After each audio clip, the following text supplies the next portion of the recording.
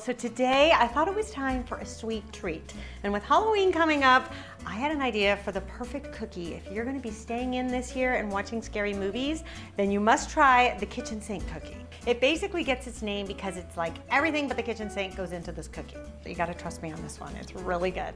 So the first thing you're gonna do is add 1 cup of butter. So here in the States, I like to use salted butter for cookies just because I find it has a lot more flavor. But if you're outside of the US, I would use unsalted butter because I find that salted butter outside of the US can be pretty salty. All right, there we go. And then I like to use a combination of brown sugar and white sugar. So I use more brown sugar. We're gonna do 1.25 cups of brown sugar because that's gonna make our cookies really nice and soft and chewy, but we do want those edges nice and crispy. So for that, we're gonna use 1/4 cup of white sugar. So we're just gonna beat this up on high until it's nice and fluffy and combined. Then you can scrape down the bowl and then we're gonna add 1 egg. And I also like to add a full tablespoon of vanilla. So I like my cookies to be really on the vanilla side. So I do a full tablespoon. If you're not such a fan, you could bring it down to 2.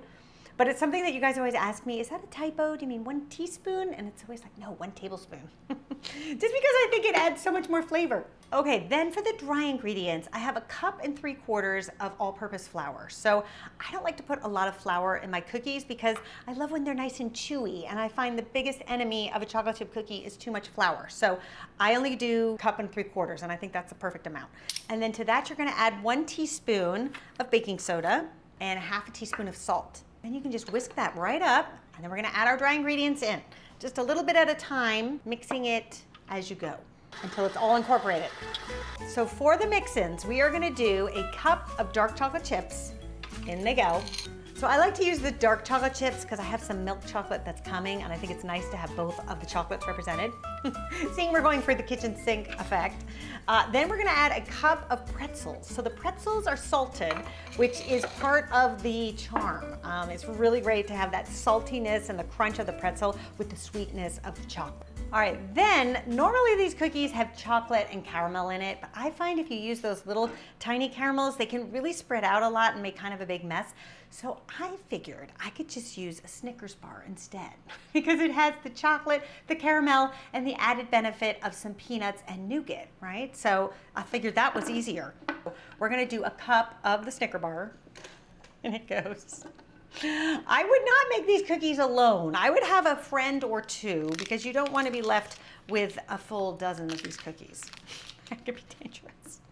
All right, then I am also taking some Reese's peanut butter cups because I love the peanut butter addition to this little party here. Just a lot going on with these cookies, and that's what makes them so dangerous and good. All right, here we go. We're gonna beat this up. You don't wanna overdo it, but you wanna beat it enough to crush the pretzels and to kind of like mush the candy a little bit. But not too much, because you don't wanna really pulverize it. Just like that. There.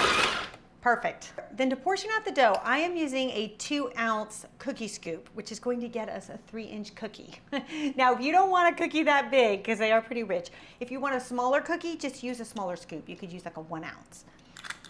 Now, these do spread out quite a bit, so I would definitely give them room. I would probably only do maybe 4 or 5 cookies per tray. All right, then we're gonna bake these at 350 degrees Fahrenheit for anywhere from 15 to 17 minutes. I'd check them at 15. They'll probably be perfect at 16. I just wouldn't let them go past 17 because then they'll get a little too brown around the edges. Now, here is a little styling tip for you. If your cookies get a little misshapen, which can happen because there's so many little mix-ins in it, take the back of a spoon and press them into shape, you know, like in the shape of a circle. Because they're so warm right now, they're really pliable and they're very easy to just push and smush in any direction you want. Now these cookies are really best when they are just warm. So let them cool for about 10 minutes and the texture and the flavor will be perfect.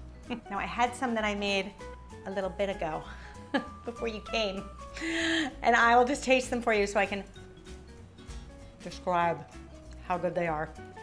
They are chewy, salty, chocolatey, the peanut butter. They are so good. I hope you guys give this one a try. Let me know what you think. If you think of some additional mix-ins to mix in, let me know in the comments. I'd love to know what you come up with. All right, you guys, and if I don't see you, have a very happy Halloween. These will certainly help. Till next time, bye.